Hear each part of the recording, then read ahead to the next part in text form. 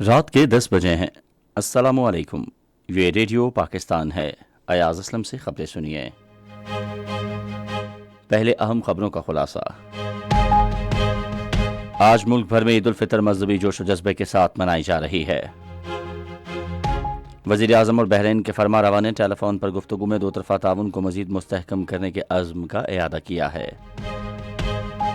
Malaysia کے وزیر اعظم نے پاکستان کے ساتھ باہمی مفاد کے تمام شعبوں میں دو طرفہ تعلقات کو فروغ دینے کی خواہش کا اظہار کیا ہے۔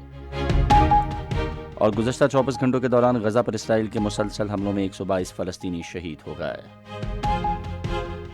اور اب خبریں تفصیل کے ساتھ۔ ملک بھر میں آج عید الفطر مذہبی جوش و جذبے کے ساتھ منائی جا رہی ہے۔ تمام دیہات، قصبوں، شہروں میں کھلے مقامات، مساجد اور عیدگاہوں میں نماز عید کے چھوٹے بڑے اجتماعات ہوئے۔ عید کے خطبات میں ملک کی ترقی و خوشحالی اور بھارت کے غیر قانونی زیر قبضہ جموں و کشمیر اور فلسطین سمیت مقبوضہ مسلمان علاقوں کی آزادی کے لیے خصوصی دعائیں کی گئیں۔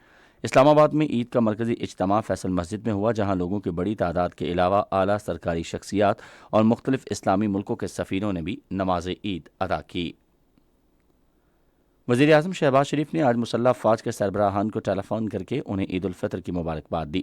انہوں نے joint chiefs of staff committee کے چیئرمین جنرل صاحب شمشاد مرزا، بری فوج کے سربراہ جنرل سید عاصم منیر، پاک فضائیہ کے سربراہ air chief marshal Zaheer Ahmed Babar Sidhu اور پاک بحریہ کے سربراہ ایڈمرل نوید اشرف کو ٹیلی فون کیا اور انہیں عید کی مبارکباد دی۔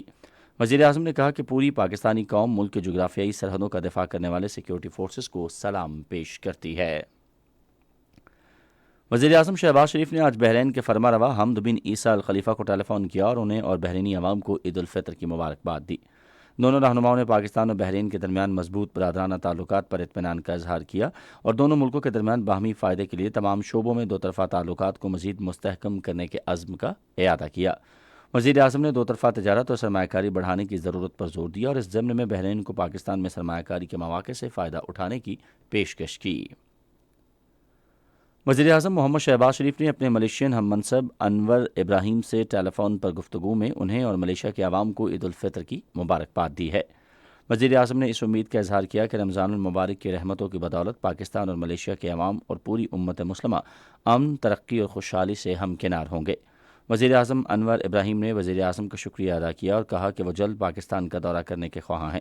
انہوں نے باہمی دلچسپی کے تمام شعبوں میں دو طرفہ تعلقات کو مزید فروغ دینے کے لیے مل کر کام کرنے کی خواہش کا بھی اظہار کیا۔ اطلاعات و نشریات کے وزیر عطا اللہ تارڑ نے کہا ہے کہ ملک کی معیشت درست سمت میں گامزن ہے۔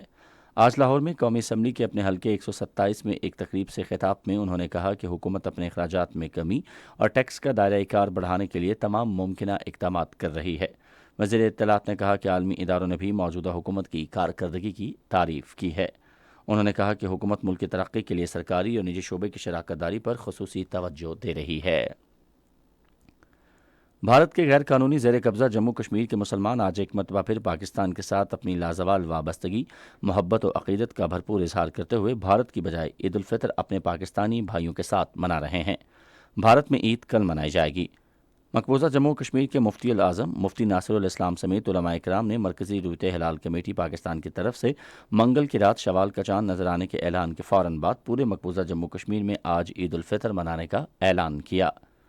مودی کی زیر قیادت بھارت کی ہندتوا حکومت نے آج کشمیری مسلمانوں کو سری نگر کی تاریخی جامع مسجد اور مقبوضہ علاقے کے دیگر اہم مقامات پر نماز عید ادا کرنے سے روک دیا۔ کل جماعتی حریت کانفرنس کے سینئر رہنما میر وائز عمر فاروق کو نماز عید پڑھانے سے روکنے کے لیے گھر میں نظر بند کر دیا گیا۔ اور اسرائیل کے محصور غزہ پر گزشتہ 24 گھنٹوں کے دوران مسلسل حملوں اور بمباری سے مزید 122 فلسطینی شہید اور 56 زخمی ہو گئے ہیں۔